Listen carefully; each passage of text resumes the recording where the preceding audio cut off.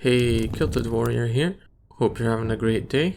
Remember to subscribe if you enjoy this video, and if you'd like to see more videos covering Elder Scrolls, Fallout and Mass Effect, feel free to check out the channel.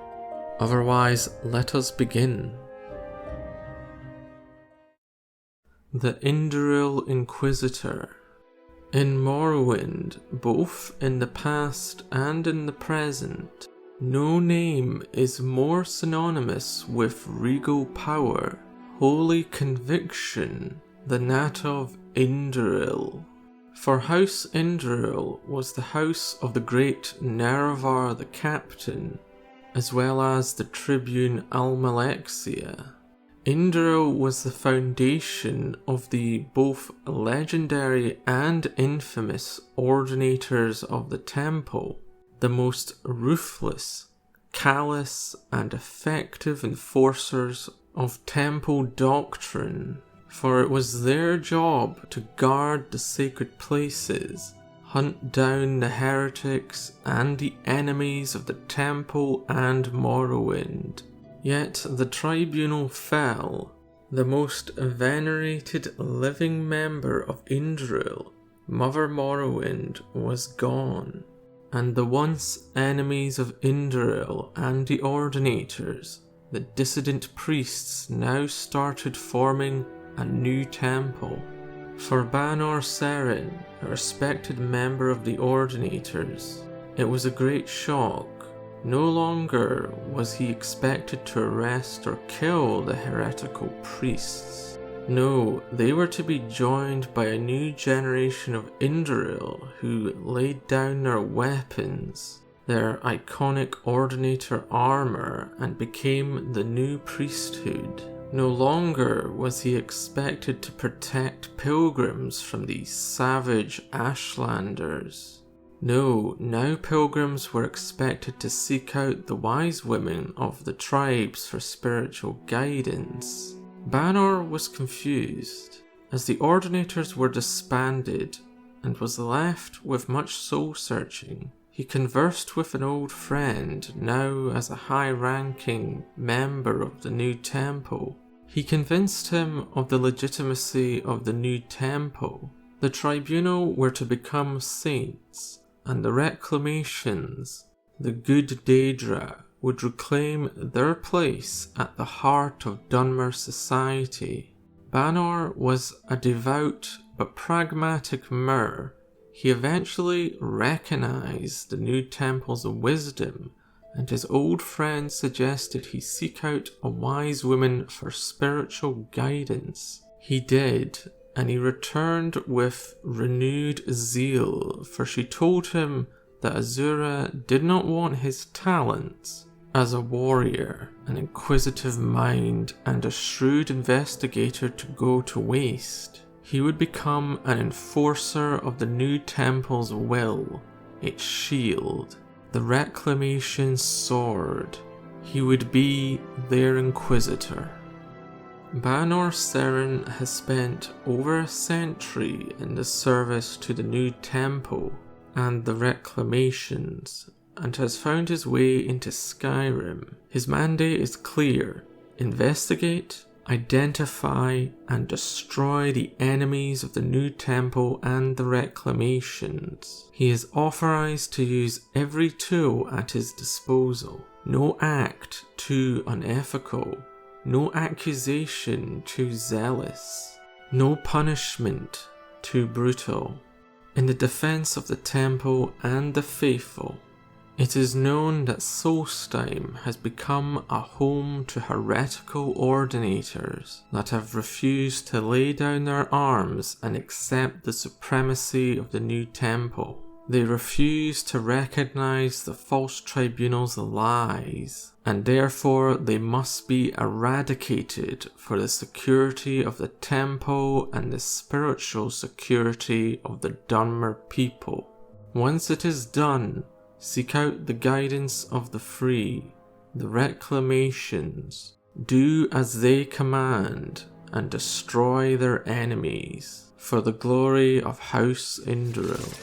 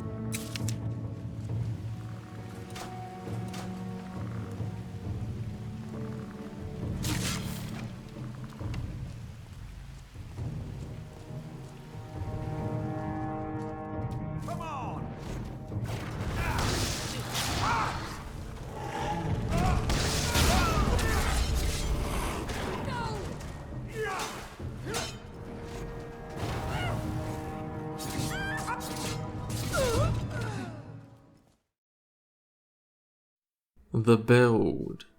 The Indoril Temple Inquisitor takes the core concepts of the Ordinators of old, with their iconic mastercrafted bone mold heavy armor and a fanatical religious zeal. With these foundations, you end up with the Dunmeri equivalent of a paladin, but rather than appealing to noble ideals, they seek to enforce the doctrine of the temple through force. Though you are a mix of a warrior, spellsword, and a rogue in one, you are a melee powerhouse at your core. So naturally you will be wearing heavy bone mold armor. I have chosen the Bone Saint armor from the Velofi Armors mod, giving us that very regal classic Ordinator armor feel with a new tempo twist. For weapons, the Inquisitor prefers to wield a one-handed weapon with a shield, as is customary for the Warriors of Indoril's past. I went with a mace mainly for flavour, but also had a sword, which will do nicely also. If you're like me and you're using a spear mod, feel free to use it either without a shield or even better with a shield to look pretty cool, giving you an elite Indoril feel. That said, remember to retrieve Hope's Fire and True Flame, as they are the property of House Indoril and should be returned to the worthy followers and defenders of the new temple. These are both made available by the anniversary additional content. Also, as a side note, for those who will not be using a Bone Saint armor mod, feel free to also use the Ordinator or her hand armor, which is also found in the additional anniversary content. So for skills, you're going to need one-handed, of course, block and heavy armor, but make sure that you get some roguish skills also. Not sneak though, as though you are an investigator, you still abhor cowardice, as well as thievery. However, pickpocket and lockpicking are skills that you can use to serve the temple's investigations. Not for personal gain or roguery, of course, but to root out heretics. On the magic side of things, you will be picking 1 or 2 spell skills for magic to assist your combat skills. I picked Destruction and Illusion, both to purge the heretics who resist the temple and to use illusions to allow for anti-mage spells, as I am using Odin. The spells that I suggest are Shock and Flame-based DPS, which you can see in the footage, as well as various mute spells from Illusion, but also Fear, because who wouldn't be scared seeing an enforcer of the temple rolling up in Bone Saint armor with that terrifying visage of a mask. For attributes, vanilla is going to be a balance of the three, but a little more in health and stamina. Also for attribute mods, strength, endurance for obvious gameplay reasons, but also perception and willpower, as they suit the character concept quite well.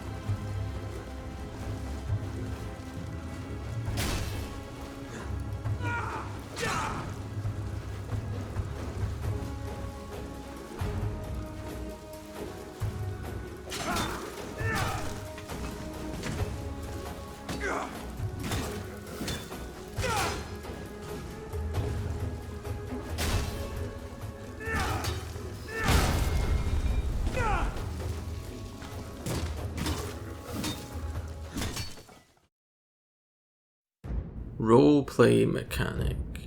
Justice knows no sleep. Indoril shall order. The temple shall judge. You are the temple's iron fist. You have been given great latitude to find and eliminate all threats to the new temple's supremacy. As such, your main focus when arriving in Skyrim is to travel to Solstheim, so that you might hunt down the last of the Ordinators and the old temple's supporters, but also those who sympathize with the Sixth House.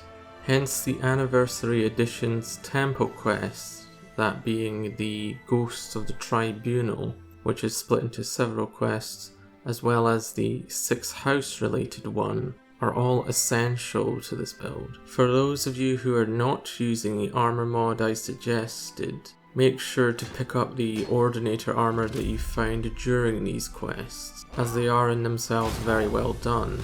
Of course, the question then becomes, for the ever-vigilant Inquisitor, what's next? Well, with the temple in Raven Rock safe, it is then time to embark upon another duty, which is to guard Dunmerland and the interests of the reclamations. So wander Skyrim and find suitable tasks. You obviously want to do the Azura, Mafala and Boethia quests, but make sure to return to do the other quests on Raven Rock. Certainly you want to thwart House Hlalu's plans, as any true son of Indoril would, as you despise them as traitors and for what they did to your house in centuries past, following the Tiber Wars and the Armistice. Also be sure to assist House Telvanni when discovering the source of the ash creatures that attack Raven Rock.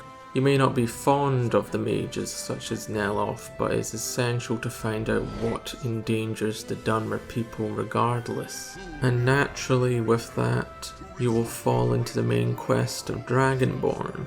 Miraak is putting the Dunmer on Solstheim in danger, and if not stopped would surely threaten mainland Morrowind. Be cautious however, Mora is not to be trusted. He is a means to an end and nothing more.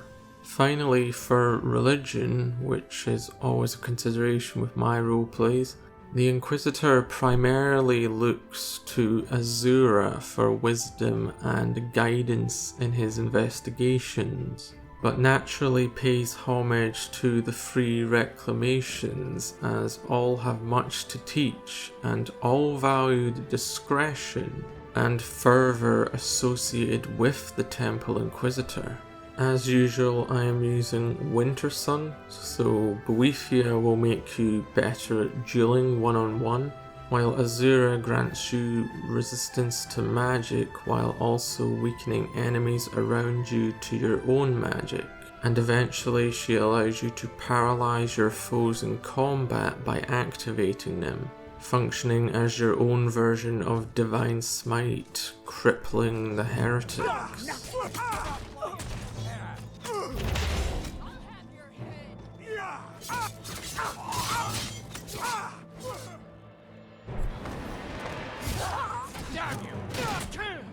You're dead. You hear me? You're gonna die for that.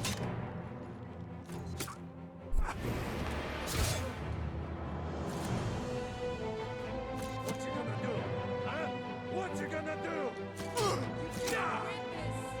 Sure have mercy on you. That's your best, huh?